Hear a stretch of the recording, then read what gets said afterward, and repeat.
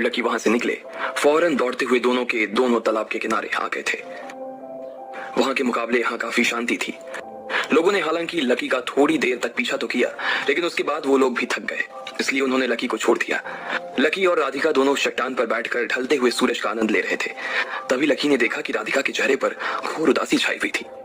उसने राधिका के चेहरे को अपनी ओर घुमाया और पूछा, राधिका क्या हो गया? राधिका ने लकी की ओर कुछ देर तक देखा, फिर उससे नजर फेर कर आगे चलकर ये सब बताता, मेरा ये इंटेंशन बिल्कुल नहीं था राधिका कि मैं पानी में गिरने की आवाजें आ रही थी। लकी से ये सन्नाटा सहा नहीं जा रहा था, इसलिए उसने राधिका से पूछा, लेकिन क्या राधिका, कहीं तुम्हें मेरी ईमानदारी के ऊपर कोई शक तो नहीं है?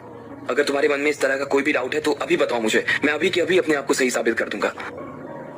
लकी उसकी चुप्पी को सुनकर काफी घबरा गया था। वो इस बात को जानने के लिए बेचैन हुआ जा रहा था कि आखिर राधिका के मन में चल क्या रहा था। नहीं, ऐसी कोई बात नहीं है, राधिका ने कहा और फिर लकी की ओर अपनी नजर घुमा ली। उसकी आंखें सीधे लकी के दिल में उतर रही थी। उसने आहिस्ते से लकी को घूरते हुए कहा, तुम एक बहुत ही अमीर लड़के हो लकी, और मैं एक बहुत ही छोटे से गांव से आने वाली एक छोटी परिवार की लड़की हूँ। मेरे पास वो कुछ नहीं है जो तुम्हारे पास है, और इसलिए मुझे लगता है कि मैं वो तुम्हें कभी कुछ नहीं दे पाऊंगी जो तुम सच में डिजर्व करते हो।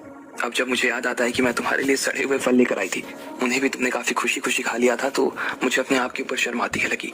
मैं तुम्हारे साथ ऐसा कुछ नहीं कर सकती अब। राधिका ने जैसे ही ये कहा, उसकी आंखों में फिर से नमी की चमक साफ साफ नजर आने लगी, इसलिए उसने फौरन अपनी नजर लकी के चेहरे पर से घुमाकर सामने की ओर कर दी।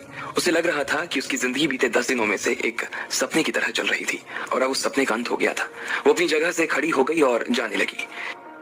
उस जगह से उठते ही उसने अपने दिमाग में ये बात बिठा ली थी कि आज के बाद वो कभी इस जगह पर नहीं बैठेगी, और लकी के साथ तो बिल्कुल भी नहीं। लकी से आज वो आखिरी बार मिल रही थी। इधर जैसे ही राधिका ने ये सब कहा, लकी के दिल को जोर का धक्का लग गया। फिर जब वो उठ गई तो लकी के भी होश उड़ गए। वो